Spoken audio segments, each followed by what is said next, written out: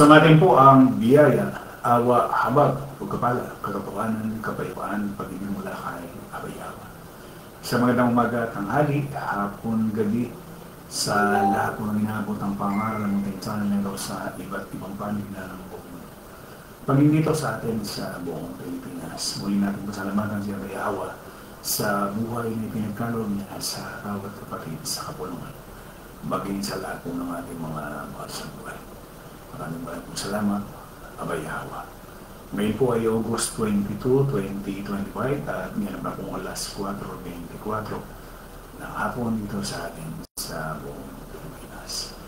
Magandang hapon po sa lahat po ng ating mga viewers.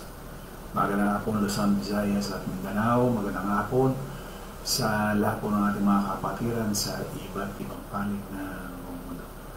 Magandang hapon sa lahat ng nagbukas ng kanilang mga cellphones, kanilang mga tahanan upang kayo po ay mapanood o pakinggan dito po sa ating ginagawang pangaral. Araw-araw, Lunes hanggang Sabado, alas 4:30 ng hapon. Dito po sa Facebook Live.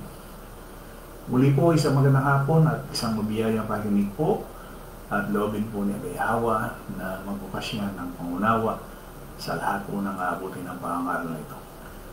Ang ating pupaksa, kaunting galaman sa kasulatan. Tayo po ay nasa ikalimang bahagi na ng ating paksa, hinggil po ito sa Lucas 24:45 na magkakibinuksan niya ang kanilang mga pag-iisip upang mapagpunawan nila ang mga kasulatan. Minsan pa nating purihin, pasalamatan si Abayawa sa buhay na ibinahagi pa niya sa atin sa araw na ito, sa araw pong ito. Mula kami pagkagising hanggang sa oras at sandali pong ito. At patuloy na nagbibigay pa siya ng pagkakataon para sa atin, sa lahat ng mga nasa kapulungan na gawin yung mga bagay na dapat gawin natin habang nasa atin pa yung pagkakataon. At ganoon din naman pagkakataon nito doon sa mga tao na hindi pa kumikilala kay Abayawa, doon sa mga tao na patuloy na nasa laman. Pagkakataon na bago dumating yung araw ng katakdaan ay ang amuki, paanyaya ni Abayawa ay magkaroon ng kaligtasan sa kasalanan. At siyempre pagka naligtas tayo sa kasalanan at tayo inabot na doon sa katakdaan na kamatayan sa bawat nilalang, ay meron pangakong buhay na wala hanggan. Hindi ho yan katulad ng pinangangako ng mga founder ng mga reliyon. Lahat ng founder ng reliyon. Sa kanila, kinakailangan umanib ka at pag-anib mo, magkaroon ka ng kaligtasan sa impyerno. Hindi ho ganun ang sinasabi ng kasulatan. No. May pagtawag na gagawin si Abayawa at dapat ang tao ay maligtas sa kasalanan, magpatuloy sa kasakdalan, maging banal, at kapag inabot ka na ng katakdaan mo, kamatayan mo, magkaroon ka ng buhay na wala hanggan. Yan ang sinasabi ng kasulatan. So malaki ang pagkakaiba na sinasabi ng reliyon. Sa reliyon, lagi nga sinasabi nila, umanib ka muna sa kanila, at pagka ikaw ay naanib na sa kanila, sundin mo lahat ng kanilang aral, doktrina, turo, magbigay ka ng kanilang hinihingi, pasanin mo yung mga pabigat nila, at kapag ikaw ay namatay na, bahala ka na sa buhay mo. Ganun no ang reliyon. Muli, magandang hapon po sa ating mga viewers. Magandang hapon sa ating mga kapatid, Sister Jing Macar, Brad Rodelio Naba, magandang gabi na sa iyo dyan. Brad Emiliano Umali, Juliet Umali, Sister Shirley Ragarisa, Lisa Indenebli Corsiga, Melchor Pasis, Sister Loren Paulan Fernandez, Sister Lori Calderon, Brad San Rotoni, ganang hapon, Brad Noli Tongkua, Edmundo Umali, Sister Chris de la Cruz King, Sister Maria Victoria Morales, Brad Fernando Pronebo Abellera, Troy Corsiga, Leonardo Corsiga, Joel Suela, Brad Wilfredo Bedes, kasama na rin si Brad Pedro at Sister Dominga Bedes. Magandang hapon po.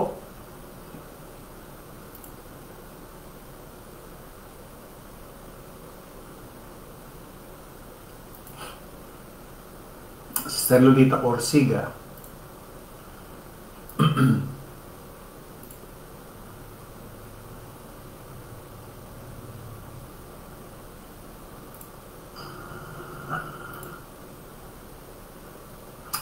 Alas 4:29 na po ang ating oras.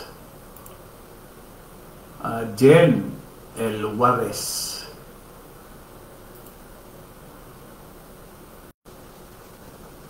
Loobin ni Abiyahawan na kung paanong siya'y nangaral nung unang siglo. Alam nyo, ang gaganda ng mga ipinangaral ni Yahweh o ng Kristo noong unang siglo. Hindi lang talaga nabuksan yung pag-iisip ng mga Hudyo noong panahon na yun.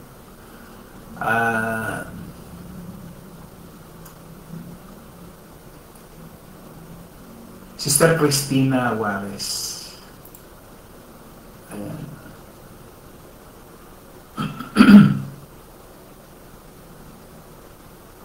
Sabi ni Brad Melchor Francis, sa religion kahit po matagal ng patay, nag-aabuli pa po. Yan yung pahirap na ginawa ng religion sa kanilang mga miyembro, doon sa kanilang mga tao. Hindi pa nga ipinapanganak, pinag-aabuli. Kaya nakita naman natin yung naging bunga ng kanilang ginawang aral na pawang kasinungalingan na kumbaga bumukol din sa kanila. Sige ho, alas 4:31 loobin po ni Abiyahawan na magbukas siya ng pangunawa sa lahat ng makakapanood at makakakinig. Kasi noong unang siglo na siya inangangaral na doon sa mga Hudyo, ang gaganda ho kung titingnan lang natin at ilalagay natin yung ating sarili sa panahon na yun. Sa bagay, kung talagang hindi nga rin magbubukas si Abiyahawan ng pangunawa, kahit naman sa panahon natin ngayon, marami pa rin talaga ho yung hindi nabubuksan ng pangunawa. Katulad din nila. Brad Jesse Juarez. Ayan, magandang hapon. Tuloy na po tayo. Dito po sa paksang ito, sa ikalimang bahagi natin, araw ho ng Biyernes ngayon, bukas Sabado, kung lulobin pa ni Abiyahawan yung ating pinali. Dito, balikan lang natin. Kahapon, nagbalik-basa tayo napakaganda ng sinasabi. Ganun din sa araw na ito, magbalik-basa rin tayo. At itong pagbabalik-basa natin ay nakalagay doon sa Mateo 6. Sabi dito sa 22-23. Ang ilawan ng katawan ay ang mata. Kung tapat nga ang iyong mata, ang buong katawan mo'y mapupuspos ng liwanag. Dapat kung masama ang iyong mata, ang buong katawan mo'y mapupuspos ng kadiliman. Kaya't kung ang ilaw na sumasayo ay kadiliman, gaano kaya kalaki ang kadiliman? Marahil doon sa lahat ng makakapanood ngayon, makakarinig itong ating paksa. Bibigyan ng liwanag kung loloobin ni Abiyahawan. The choice between two vision, dalawang paningin ho yan Dalawang klase ng paningin. Ano yung isa? Mata na mabuti at mata na masama.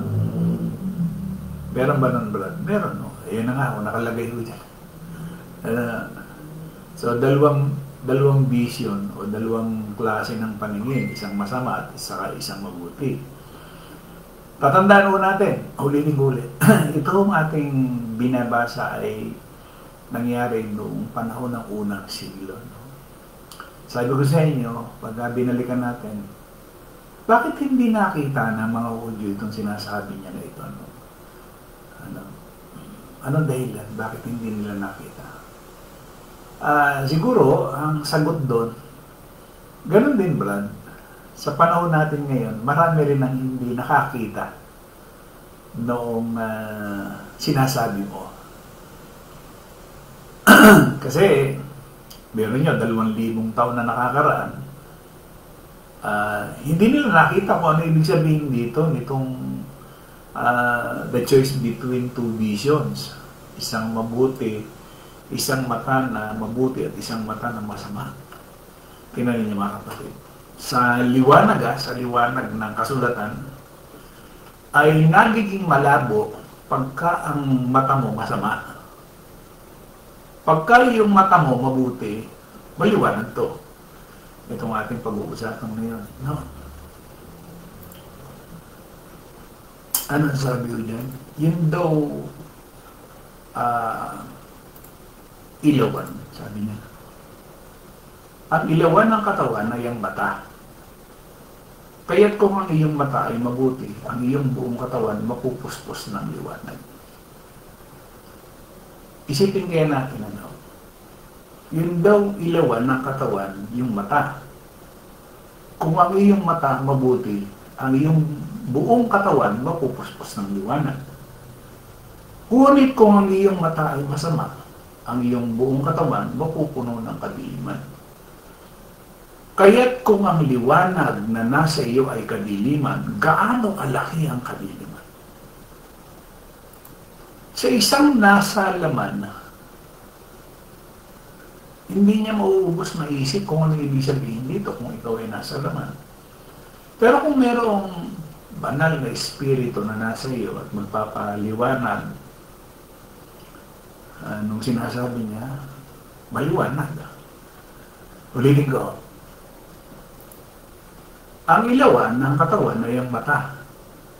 Kaya't kung ang iyong mata ay mabuti, ang iyong buong katawan mapupuspos ng liwanag. Ngunit kung ang iyong mata ay masama, ang iyong buong katawan mapupuno ng kadiliman.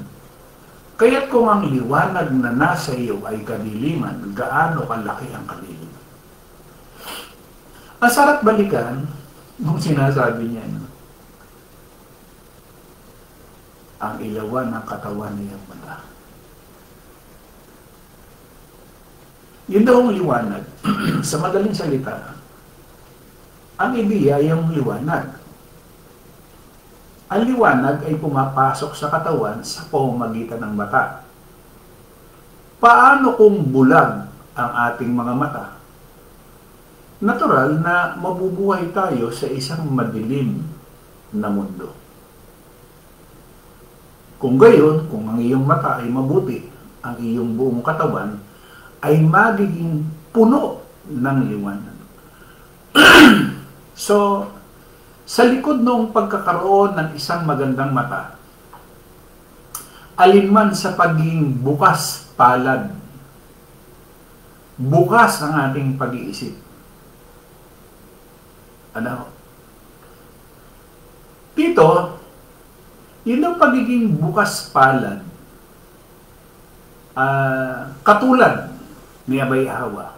Alam mo, napakabukas palad ni Abay Hawa. Sobrang generous si Abay Hawa. Bakit kamo?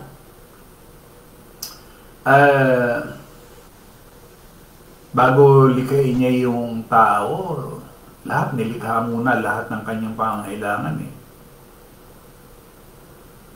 Naintindihan ba natin? Bago niya likhain ng tao, nilikha muna lahat ng kakailanganin ng tao. Ibig sabihin, meron. Ganon siya kamukas palad. So kung titignan natin ang katangian ni Abay Hawa sa katangian ng tao, malayo. Malayo ang katangian ng tao o ng laman kay Abayhawa. Dahil ang tao ay merong binabanggit na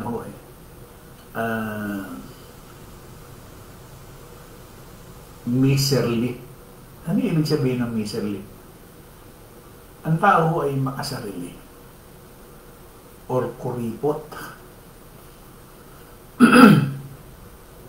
Maaaring ngayon lang natin maunawaan at mapapansin yung salitang miserly or yung kuripot. Ano yung pagiging kuripot? Sa kasulatan kasi, makasarili yan. At pagka ikaw merong matang masama, ay ang ibig sabihin doon, miserly ka. Ano?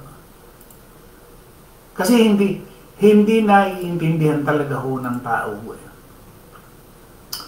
Sabi ho doon sa wikang English, there seems to be a deliberate double entender here. With a Hakus taking up not only the theme of undivided loyalty, but also that detachment from material concern, hints of generosity. Being generous brings light to our lives. Pagka pala ikaw ay generous o yung mapagbigay, ito pala ay nagbibigay sa atin ng liwanag sa ating buhay. We are happier and more content when we have God's heart of generosity. But if we are not generous, it is as if your whole body will be full of darkness. Our selfish, miserly ways cast darkness over everything that we think or do. Yan o yun sa wikang English, Being single-minded brings light to our lives, and we are also happier and more content when we focus on the kingdom of God in His righteousness. Yan yung 6:33. Bakit? Knowing that all the material things will be added to us. But when we are double-minded, it is if your whole body is full of darkness. We try to live for two masters at the same time, and it puts a dark shadow over everything in our life. Sa Tagalog, yung pagiging bukas palad ay nagdudulot ng liwanag sa ating buhay. Mas masaya at mas kontento tayo kapag taglay natin ang pusong bukas palad ng Diyos. Ngunit kung hindi tayo bukas palad, parang ang buong katawan mo ay mapupuno ng kadiliman at ang ating pagiging makasarili o yung miserly na sa Tagalog ay kuripot na paraan ay maglalagay ng kadiliman sa lahat ng ating iniisip o ginagawa. Hindi ba totoo yun? Kaya sinasabi niya nung siya nakitulad sa tao, maging tagatulad kayo sa akin. Nagbigay ako sa inyo ng halimbawa. Siya rin yung nagsabi nun sapagkat gayon na lamang pagsinta ng Diyos, ibinigay niya kanyang bugtong. Ganon siya ka-generous o yung bukas palad. Kabaligtaran sa tao. Ibig sabihin pala, pagka ang isang tao, kuyom ang palad, natural hindi yan nakabukas ang palad. Itsura ho lang yan na yung mata mo madilim. Bakit? Madilim mo yung mundo. Kasi yung liwanag na sinasabi niya, yan ho yung kanyang kaharian. Kaya nga di ba sinasabi niya, hanapin mo muna yung kanyang kaharian at yung kanyang katuwiran at lahat ng bagay na ito. Ano yun? Yung bagay na material, inumin, darantin, kakainin, lahat ng bagay nito, idaragdag ko sa iyo. Pero nangyari ba? Hindi ho Hindi nangyayari yun. Kasi yung sinasabi nga niya. Ulitin ko, alam nyo, gustong-gusto kong idiin ito at gustong-gusto kong ulitin para masagi man lang yung ating, sabi nga ho, ay kaisipan na ho. Bagay siya pa rin talaga yung magbubukas ho eh. Pero sana makatulong, ang ilawan ng katawan ay ang mata. Kaya't kung ang iyong mata ay mabuti, ang iyong buong katawan mapupuspos ng liwanag. Ngunit kung ang iyong mata ay masama, ang iyong buong katawan mapupuno ng kadiliman. Kaya't kung ang liwanag na nasa iyo ay kadiliman, gaano kalaki ang kadiliman? Napakahiya pagka ang mata mo ay dilim. Wala ka nakikitang liwanag. Di ba? Bakit? Ano ba ibig sabihin ng salitang kasi alam niyo ba yung nakalagay doon sa isang talata noong Marcos 7. Tinanin niyo. Kasama dito yung masamang mata eh. Ito yung nakalagay sa 7. Yan. 7:21 ho ng Marcos. Sapagkat mula sa loob, mula sa puso ng mga tao, lumalabas ang masasamang pag-iisip, ang mga papakiapid, ang mga pagnanakaw, ang mga pagpatay sa kapwa, ang mga pangangalo niya, ang mga kasakiman, ang mga kasamaan, ang pagdaraya, ang kalibugan, ang matang masama. Akalain mo makasama ito dito, no? Yung matang masama na sinasabi ho doon sa ating paksa, no? Doon sa 6 ng Mateo. Pero may matang masama nakasama doon sa lumalabas sa puso. Matindi, no? Sabi niya ang ilawan ng katawan ay ang mata, kaya kung ang mata ay mabuti, ang buong katawan mapupuspos ng liwanag. Ngunit kung ang mata ay masama, ayun. Sapul, nakalagay dun sa Marcos, sabi niya, ang mga kasakiman, ang mga kasamaan, ang pagdaraya, ang kalibugan, ang matang masama, ang kapusungan, ang kapalaluan, ang kamangmangan, ang lahat ng masasamang bagay na ito sa loob nagsisipanggaling at nangakahahawa sa tao. Kalain niyo yun, ano? Pero may yung mata pala natin.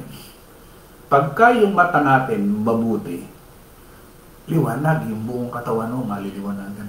Pero pagka yung katawan ay yung mata natin masama, adilim.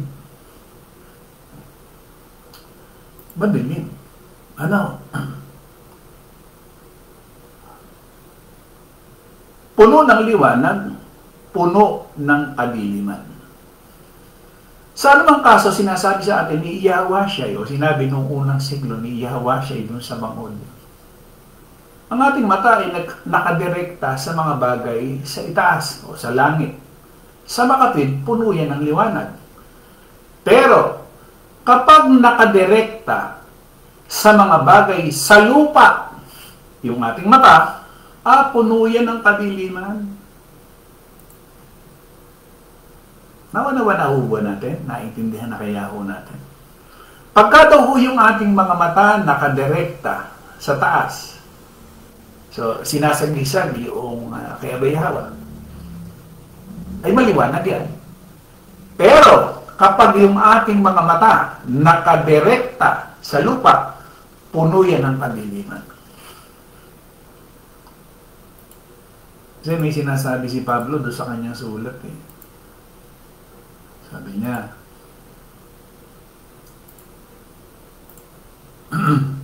sabi niya doon sa 3:1 ng Colossus, yamang binuhay kayong muli ni Kristo. Kung ikaw ay patay, o di na lang hindi kang patay. Pero kung ikaw ay binuhay na maguli, dating patay na binuhay na maguli, so hindi ka na patay. Ano sabi niya? yamang binuhay kayong muli na kasama ni Kristo, ituon ninyo ang inyong pag-iisip sa mga bagay na nasa langit, na kinaroroonan ni Kristo na nakaupo sa kanan ng Diyos.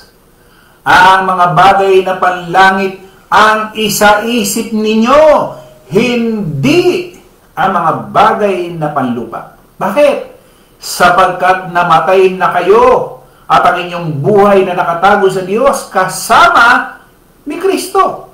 Si Kristo ang inyong buhay at kapag siya'y nahayag na, mahayag din kayong kasama niya at makakahati sa kanyang kalwalhatian. Sapagkat ang ating mata ay nakatuon sa buhay nito, dilim ang buong katawan natin. Kailan natin natutunan itong narinig natin? Kasi marami. Katulad niyan, ang daming nanonood sa atin. Libo rin yan. Nanonood dito sa ating pangangaral. Libo Pero anong ginagawa? Yung iba nakikinig lang, nanonood lang. So hanggang doon lang. Akala ng iba, iniipon. Iniisip nila na darating yung panahon na kung ano yung napapakinggan nila, pwede rin nilang gawin. Yung iba, alam niyo naman ang panlaman ho. Pwedeng gawing hanap buhay, negosyo. Hindi nila naiisip, kapag ikaw ay nasa laman, wala rin. Hindi rin ibibigay sa iyo ni Abayawa yung karunungan. Kung nasa laman ka. Bakit? Dilim ang ibibigay sa iyo, hindi yung liwanag. Hindi ba? Ano sabi ko dito? Ang masamang mata ay isang parilalang ginagamit sa mga sinaunang Hudyo upang tukuyin ang isang mainggitin, mapag-imbot na tao o isang tao na iniisip sa kunin yung kasaganaan ng kanyang kapwa. Hindi ba yan yung ginagawa ng mga reliyon? Ang angkinin yung pag-aari ng kanyang mga tinatawag na kapatid, miyembro. Di ba? At walang gagawin sa paraan ng pagkakawang gawa, alang-alang kay Abayawa. Gaano kalaki ang kadilimang iyon? Batay sa pagkakatulad ng mata. So ipinaalala o sinasabi ni Yahweh noong unang siglo na kung tayo ay bulag o yung mga Hudyo ay bulag sa ating mga mata, ang buong katawan ay bulag. Ang kadiliman noon ay malaki sa ating buong katawan. Sa parehong paraan ng ating salubin sa material na kayamanan, nagdudulot ng malaking liwanag o malaking kadiliman sa ating buhay. Kadalasan ng isang materialistiko, ano yun? Yun yung kuripot, makasarili, na nagbibigay katuwiran sa kanilang kasalanan sa pagsasabing, isa lamang itong bahagi ng aking buhay. Ngunit kahit na ang kadiliman ng mata ay nakakaapekto sa lahat ng bagay sa katawan. Ang maling saloobin sa material ng mga bagay ay nagdudulot ng kadiliman sa ating buong pagkatao. Kaya nga kung ang iniisip mo, yung mata mo ay maliwanag, dapat nakatuon ng iyong pansin hindi dito sa mga bagay nito na panglaman. Di ba? Dapat nakatuon ng pansin mo doon sa mga bagay sa itaas. Kaya ba'y hawa? Hindi dito. Nakuha natin yan. Kaya, di ba sabi nga niya, datapat kung masama ang iyong mata, ang buong katawan mo'y mapupuspos ng kadiliman, kaya't kung ang ilaw na sumasayo ay kadiliman, gaano kaya kalaki ang kadiliman? At hindi yun yan. Ano sabi niya doon sa Kawikaan 26:12? Nakikita mo ba ang isang taong pantasagan ng kanyang sarili? May higit na pag-asa sa mangmang kaysa sa kanya. Di ba? Kaya nga, kung hindi natin gagawin, yung sinasabi nga ng kasulatan, ano sabi ni Isaias, sa kautusan at sa patotoo, kung hindi sila magsasalita ng ayon sa salitang ito, tunay na walang umaga sa kanila. Ano yun? Dilim. Di ba? Oh. Kaya ano sabi niya sa kanyang mga alagad? Sinabi niya, Lucas 8:10, sa inyo'y ipinagkalo ang makaalam ng mga hiwaga ng kaharian ng Diyos, datapat sa mga ibay, sa mga talinhaga, upang kung magsitingin ay huwag silang mga kakita, at mga karinig ay huwag silang mga kaunaw. Tingnan natin, ilagay mo doon sa literal. Akita naman tayo ng bulag, literal na bulag. Ano ba nakikita? Hindi ba dilim? So, kung ganyan ang magiging mata natin, madilim ang buong katawan natin. Di ba? Kaya nga kung ang mata natin nakatuon dito sa buhay na ito, madilim ang buong katawan natin. Kaya pala, pagdating doon sa aspetong espiritual, hindi mo na mamalayan. Tignan mo ha, pansinin ninyo, haba na ng panahon, ang haba na ng panahon. Tumagal ng buwan, tumagal ng linggo, tumagal ng buwan. Diba? And then tumagal ng taon. Pero yung bagay ng spiritual, siguro matatanong natin sa ating sarili, nakagawa ba ako ng bagay na spiritual? O naging tahimik lang ako? Hindi ba? Yung ating pinalaki kahapon, yung naging mapagpayapa ka, yung palang pangangaral. Kasi nagdudulot ka ng mabuting balita, magiging mapayapa. Di ba? Hindi yan yung gigit na ka doon sa isang gulo. Hindi. Pangangaral ang ibig sabihin doon. Mapalad ng mapagpayapa. Di ba? Pero hindi naiintindihan ng maraming tao. Ito ang ating tinalakay ngayon. Marami hindi rin nakaintindi nito. At sana nga, doon sa ating tinalakay, kung maunawaan natin at ipauunawa talaga ni Abayawa, kung magiging katulad lamang tayo ni Abayawa na isang generous, ano yun? Yun hubang nakabukas ang palad. Kasi hindi naman kayang gawin ng isang nasa laman ho yun eh. Oh. Ano sabi niya? Kasi si Abayawa, tinanin niyo kung gaano siya kabukas ang palad. Sabi niya doon sa 5:45 ng Mateo, upang kayo maging tunay na mga anak ng inyong Ama na nasa langit. Bakit? Sapagkat pinasisikat niya ang araw sa mabubuti, gayon din sa masasama, nagpapaulan siya sa mga matuwid at sa mga di matuwid. Ganon siya kabukas palad. Kasi sa tao, pagka kaaway mo na, bahala ka na sa buhay mo. Siya iba. Pero mo, nagpapaulan siya doon sa mga matuwid at saka hindi matuwid. Gayon din sa masasama, nagpapaulan siya sa mga matuwid at sa mga di matuwid. Pinasisikat niya ang araw sa mabuti at gayon din sa mga masasama. Ganon siya naging kabukas palad. Kaya sabi niya, maging tagatulad kayo sa akin. Kaso nga, hindi kayang gawin ng isang nasa laman niya. Pero yung sabi nga ho ay maliwanag ang mata, nagagawa eh. Sa atin, sa kapulungan, marami nang gumagawa ho na mabuti yung mata. Tatandaan natin, ano ba pipiliin natin? The choice of two visions. Alin doon? Yung bang mata na mabuti o yung mata na masama? Siyempre, malakas ang magiging sagot natin yan. Nabay yung mata na mabuti. So kung mabuting mata ang gusto natin, dapat liwanag. Ano ang dapat natin hanapin? Yung bagay na nasa itaas. At saka yung pagiging generous natin. Kasi nga, ang isang nasa laman, makasarili. Ano yung makasarili?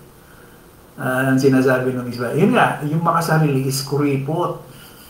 Iba nga lamang ang pagkakaintindi ng marami. Hindi ako naniniwala na yung mga, kasi kasabihan niyan, yung mga Ilocano, Kuripot. Hindi ako naniniwala ako.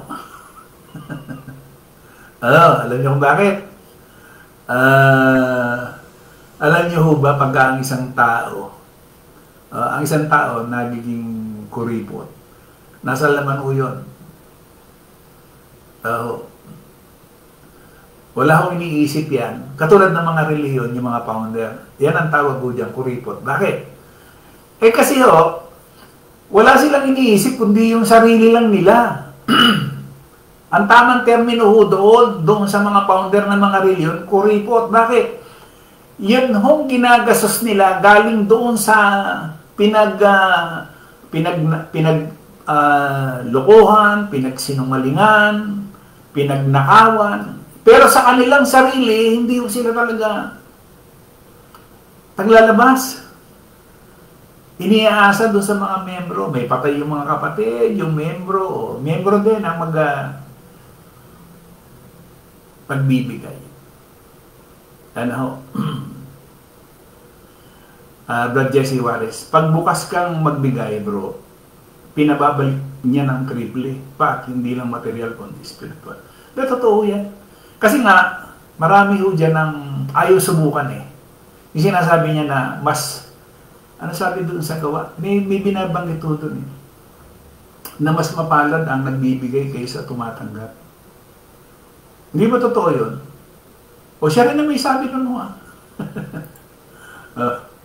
mas mapalad ang nagbibigay kaysa tumatanggap. Nasa gawa 20 ho yun. Teka. 20:35, ano sabi niya? Nagbigay halimbawa ako sa inyo, lahat ng mga bagay na sa ganitong pagpapagalay, dapat kayong magsisaklolo sa may hina at alalahanin ang masalita ng mga Panginoong Yahweh na siya rin ang may sabi, lalo pang mapalad ang nagbibigay kaysa tumatanggap. Kasi nga, yun yung kanyang karakter eh. Yun yung karakter ni Yahweh. Generous. Kakaiba sa karakter ng tao, ng laman. Kakaiba. Pakita niyo, bilyon-bilyon na yung pera. Gusto pa, saksak pa ng saksak doon sa kanilang mga baga. Mga politiko. Walang kakontentuhan, walang kahustuhan. Bakit? Kasi nga, dito sa mundong ito, pag dito ang tingin mo, wala kang kakontentuhan. Wala kang kabutsugan. Itsura ka ng laging gutom. Bundat na yung tiyan mo, gutom ka pa rin. Ganyan ang laman. Walang kabusugan, walang kahustuhan. Samantalang kung ang mata mo maliwanag, meron kahustuhan yan, meron kakontentuhan yan. Diba? Sige po, sana. Yun na naman ako eh, sana. Pero dito sa kapulungan, ako na may aminado na meron naman talaga ho dito na sabi nga ho yung mata mabuti. Nakita ko na ho yun. Pinakita na ni Abay Yahweh kung sino. Dito sa kapulungan ho. Siyempre, pagka tagapanood ka lang, yung mga hindi naman nasa kapulungan, kasi mga tagapanood lang yun. Tagapanood lang sila, tagapakinig lang. So, ibig sabihin, yung salitang biyaya spiritual, hindi rin nila matatanggap po eh. Pakikinig lang sila. Pero ayaw nilang gumawa eh. Diba? Kasi yung pananampalataya, dapat may lahit na gawa yan. So, kung nasa labas ka ng kapulungan at nakikinig ka lang, marami nakikinig sa atin. 20,000, 24,000, marami. Marami tayong tagapakinig. Tagapanood, marami rin. Kaya lamang, siyempre, kung tagapakinig at tagapanood ka lamang, wala rin.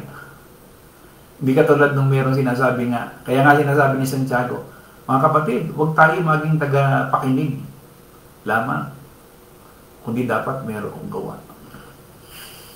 Diba? Sana, maranasan din ng mga kapatid, yung sinasabi ni Brad Jesse, pagbukas kang magbigay, bro, binabalik niya ng triple. Alam niyo, hindi lang eh. Hindi lang, kung tutusin, hindi lang eh. Kasi tingnan niyo,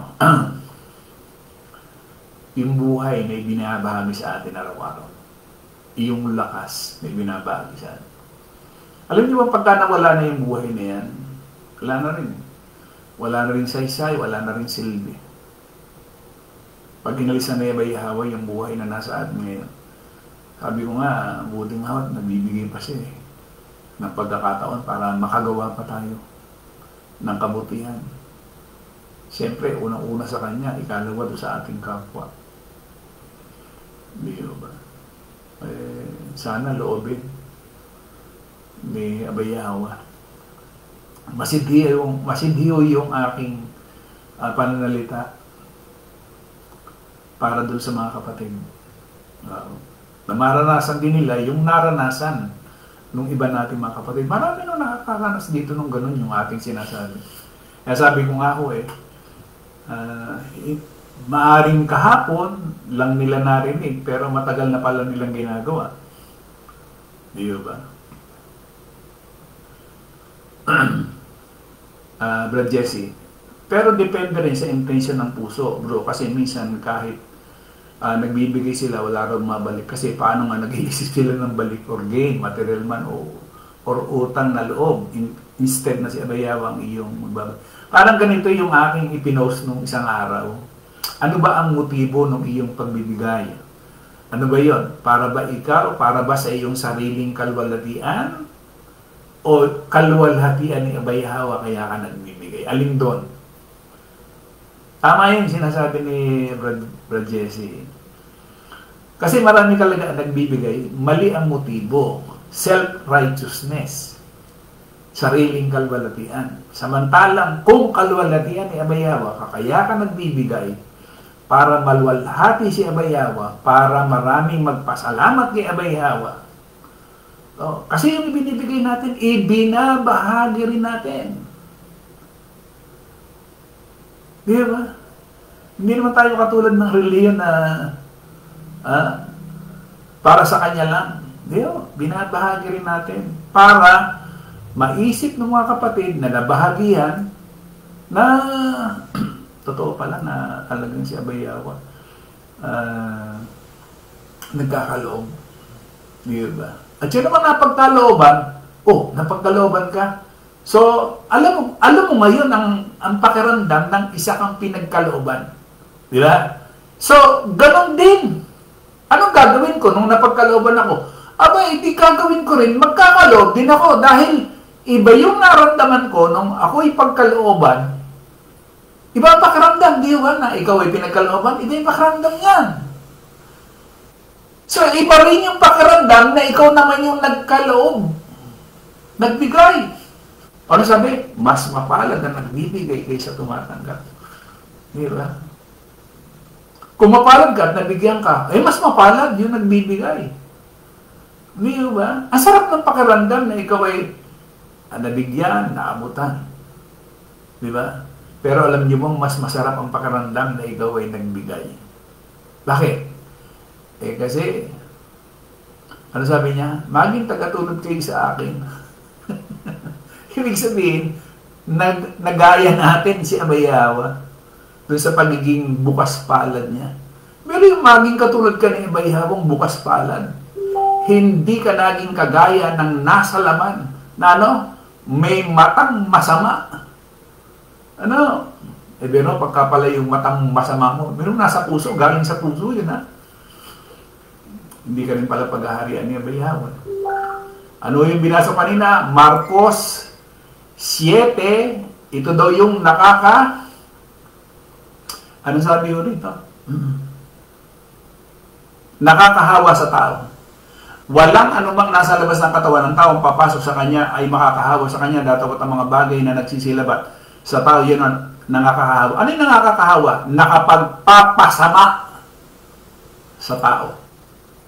Pag may mata kang masama, yan, nakapagpapasama sa tao.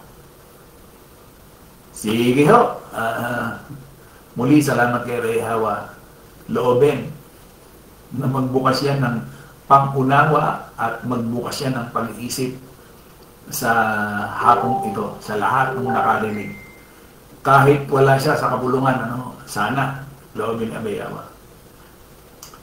Si San Maria Victoria, pinili kasi nila ang nasa laman, baka hindi pa sila binuksan ni Abay Awa.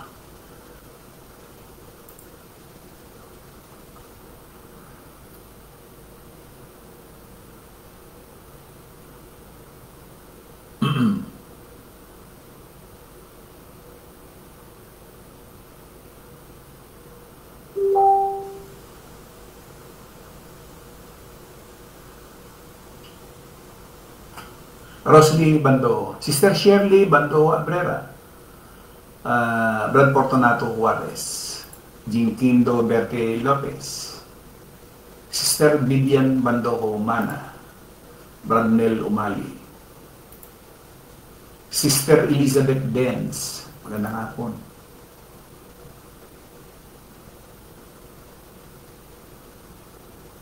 Sebastian Juarez.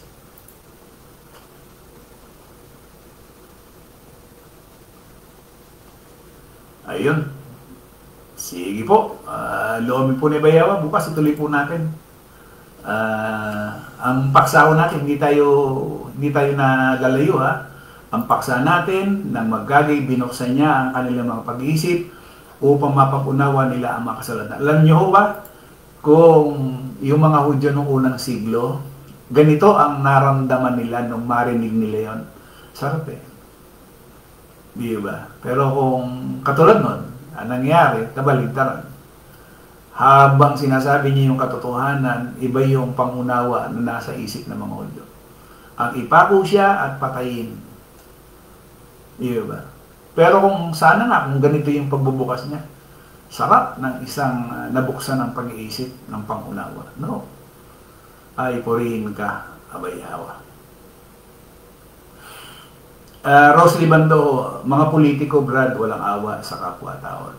Basta nasa laman, sis, ang isang taong nasa laman, masama ang mata niyan.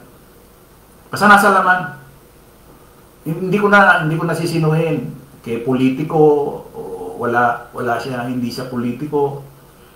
Basta nasa laman. Yun nga yung sinasabi niya doon sa Marcos 7 na aking binasa. Yan ang nakakapagpasama sa tao. Yung galing sa puso. Hindi yung pumapasok, yung galing sa puso. Kahit sinong nasa laman, walang awa sa kapwa. Basta nasa laman. Kasi, yung merong espiritu, may awa yun eh. Hindi ba? Kung may espiritu, may awa. Pero pag kahit wala nasa laman, wala. Di ba? Sarili mong ang pamilya eh. Kung ikaw ay nasa laman, sarili mong pamilya, ano ba yung sariling pamilya? Either yung iyong anak o sariling pamilya yan, minsan nasa ano mo yan, or kamag-anak. Minsan kahit ang nakikita, naghihirap. Alam mo, pagka ikaw ay meron ng espiritu, hindi mo na matitiis eh. Hindi mo na matitiis yung alin. Nakikita mo yung mga anak mo, or nakikita mo yung mga kapatid mo, or nakikita mo yung kamag-anak mo.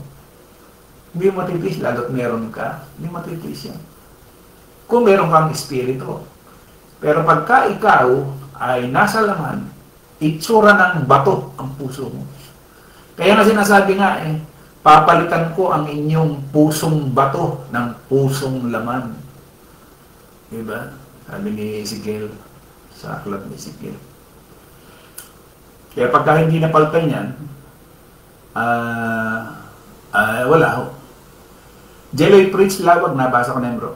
Ulitin ko ulit. Jeloy Prince Lawag, Cecil, yan ang hindi ko nabasa. Cecil Manyoso. Medyo kinapo siya takot sa kabila. Sige, Sister Lori Calderon, maraming salamat po, Bayawat. Kanang sa iyo, salamat. Salamat po, salamat kay Abay Awa. Sana ho, loobin ni Abay Awa. Alam niyo, hanggat ang isang tao ay hindi nabubuksan ng pangunawa, makinig man yan, manood man yan, wala ring saysay, wala ring kabuluhan, sayang lang ang panahon. Sayang. Ang masaklap dyan, pagkahuyan ay inabot na ng katakdaan. Yun na. Hindi ho tayo nagsasawa ng pagpapaalala. Marami tayong naging kasama na inabot na ng kamatayan, pero nandun, patuloy sila dun sa pagiging laman. Wala na tayong magagawa rin. Nakarinig na sila, pero nanatili na gumagawa ayon sa laman. Wala. Ilan na ho yung namatay na puro nakinig lang. Sige ho, sa iisang Diyos na ating tagapagligtas, sa pangalan ni Abay Hawa, sumakanya nawa ang kalwalatian, ang karangalan ng pag-aari at ang kapangyarihan, sa kauna ng panahon at ngayon at magpakailanman siya nawa. Patuloy po tayong ingatan, gabayan at pagpalain, higit sa lahat sa bagay na spiritual. Kasi yung material, may katapusan yan eh. Pero yung bagay na spiritual, yun ang dapat na makuha natin. Para yung ating mata, hindi masama. Mas magandang meron tayong matang mabuti. Muli maraming salamat sa lahat po ng ating mga viewers. Salamat sa lahat po ng ating mga kapatid na ating nakasama sa hapon po ito. Muli, isang magandang hapon po sa ating lahat.